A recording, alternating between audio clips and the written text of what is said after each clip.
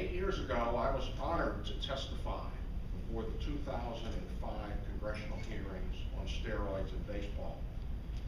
Throughout that day, Major League Baseball was beaten unmercifully for the use of steroids and other appearance and performance-enhancing drugs by its players. That day, I told the story of my son Taylor, who at 17 years old died after using anabolic steroids. I sat next to Ray and Denise Garibaldi, whose son Rob met a similar fate. The Garibaldis and I were proud of the impact that our testimony had on the direction of those hearings. If you will recall, following our statements, the representatives began to remind the players and other witnesses that testified that day about the impact that this drug use was having on the youth of America.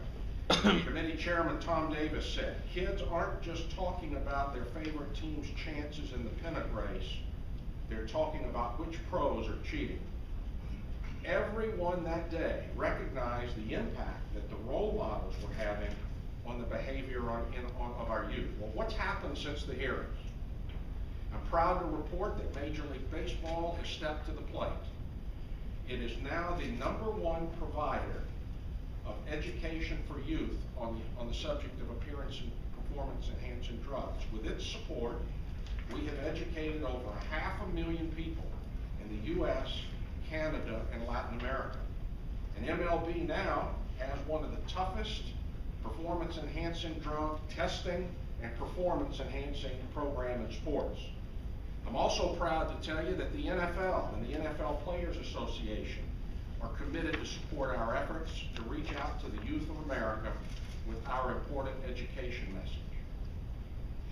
What's the Congress done about this problem in the wake of the hearings? Nothing. Absolutely nothing.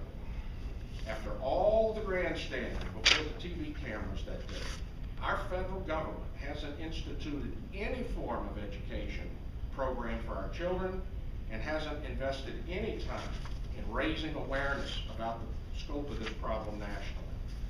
Which brings us to today. The steroid usage problem by our children has not gotten any better.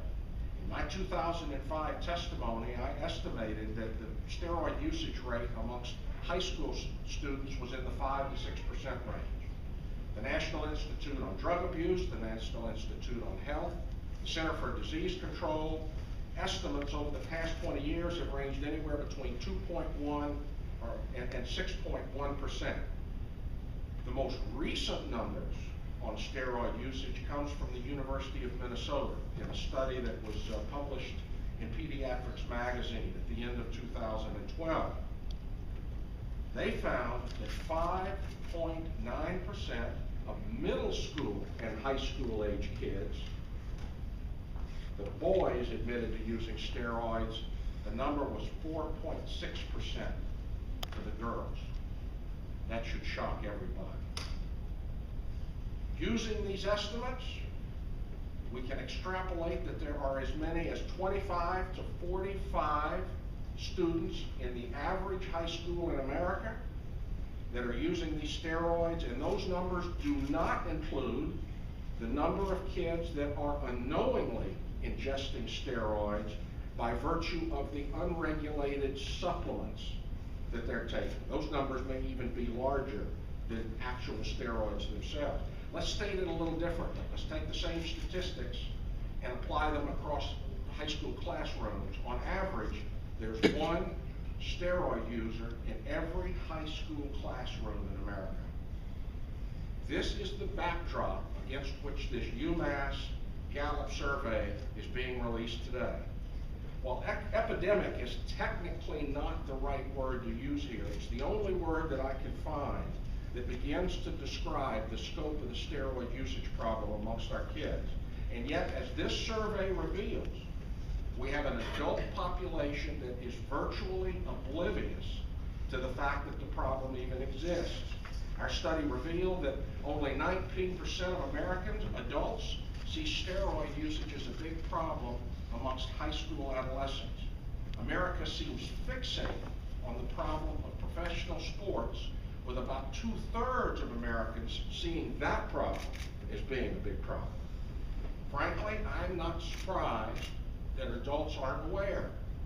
Our kids keep this behavior secret and deny the behavior when they're challenged, just like they see their favorite athletes do. And the media focuses non-stop attention on this subject every time a professional athlete tests positive.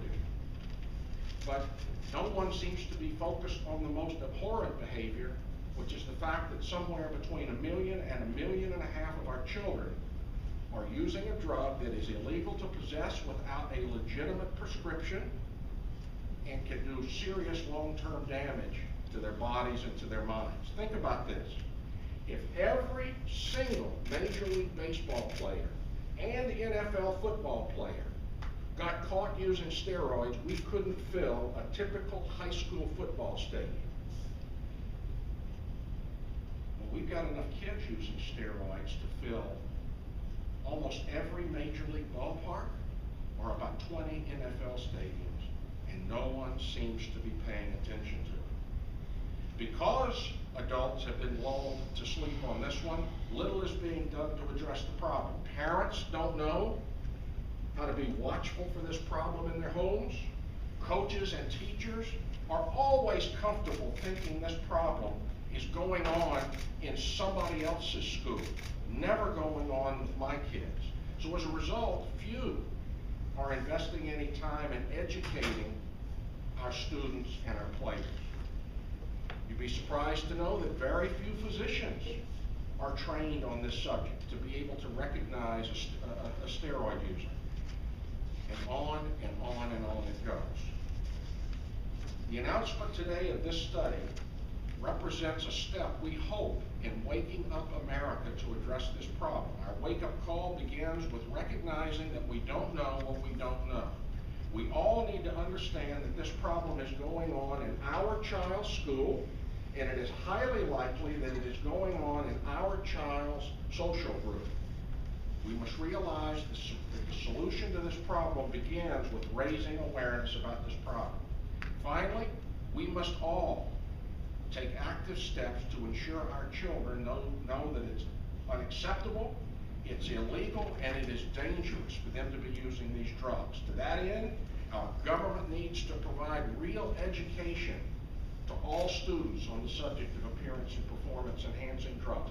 Every coach, for boys and girls, need to be trained to recognize the problem, to talk to their kids about the problem, and to know what to do about it once they find some of their kids doing it. Teen physicians in middle school and high schools need to be trained to recognize the problem and to know how to deal with it. So let me close by asking everyone in here today to please help us ring the warning bell to help wake up America to this growing problem.